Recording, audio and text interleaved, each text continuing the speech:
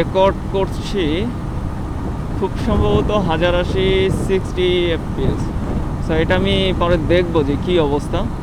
যদি দেখি যে না এটা মোটামুটি বেটার কোয়ালিটি দিচ্ছে, তাহলে আমি এটাই রাখবো ভিডিওর জন্য। আর যদি দেখি যে না কোয়ালিটি আর একটু ভালো করা লাগবে, তাহলে চেষ্টা করবো এর থেকে আরও একটু বাড়িয়ে আর কি করতে।